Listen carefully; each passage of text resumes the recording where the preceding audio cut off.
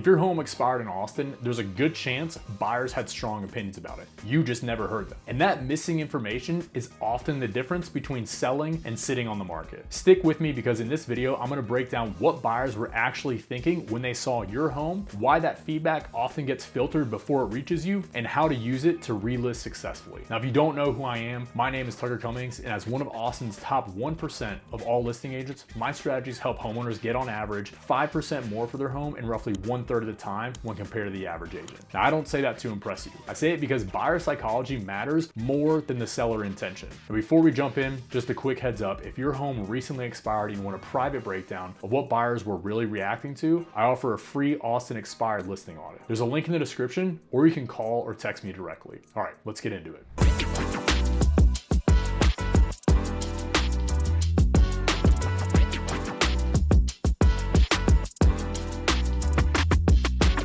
Here's the first thing sellers need to understand.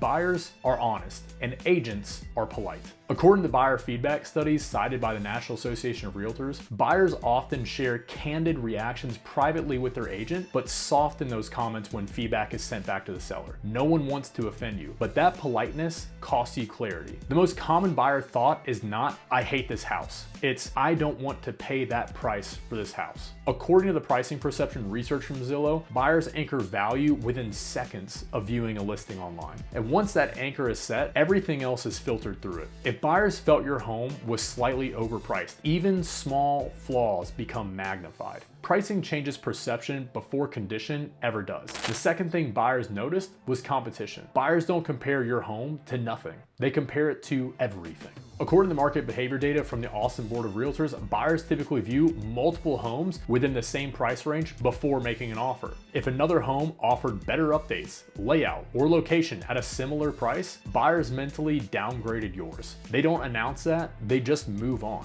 Now, the third thing buyers reacted to was the condition. Not whether the home was nice, it was whether it felt easy. According to buyer preference surveys published by Zillow, buyers overwhelmingly prefer homes that feel move-in ready, even if they're smaller or less customized. That means clutter, maintenance issues, or outdated finishes quietly worked against you. Buyers aren't picturing projects. They're picturing weekends. They're picturing barbecues. They're picturing throwing ball in the yard with their kids. They're not picturing having to repaint the home before they can even move in. Now, the fourth thing buyers noticed was layout and livability. According to buyer behavior research cited by the National Association of Realtors, functional layout issues are one of the most common deal breakers once buyers step inside a home. Dark rooms, awkward flows, unclear spaces. Buyers don't say, "This layout doesn't work for me." They just say, "It's just not the one."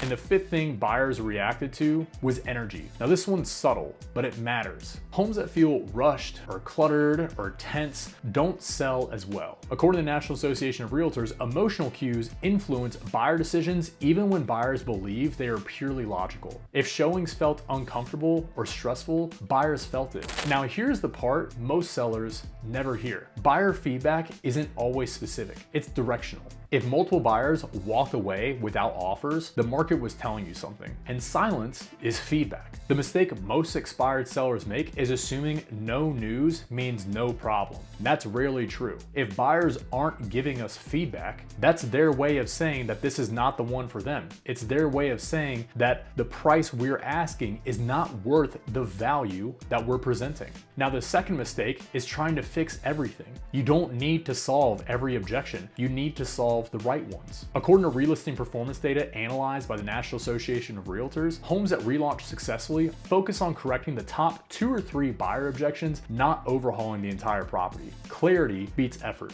Now, let me say this clearly. Buyers weren't rejecting you. They were responding to signals, and those signals can be changed. Those signals can be manipulated. Expired listings don't fail because buyers are cruel. They fail because sellers never get the full story, often because the agent they hired to sell the home wasn't willing to have the uncomfortable conversation it took with the homeowner. And when you understand what buyers were really reacting to, relisting becomes much simpler. Now, if your home expired in Austin and you want an honest breakdown of what buyers were actually thinking, I'd be happy to help. I talk with homeowners just like you every week who want clarity before they relist, not guesswork. You can book a free Austin expired listing audit using the link in the description, or you can call or text me directly. No pressure, just clarity. And clarity changes outcomes. And I'll see you on the next video.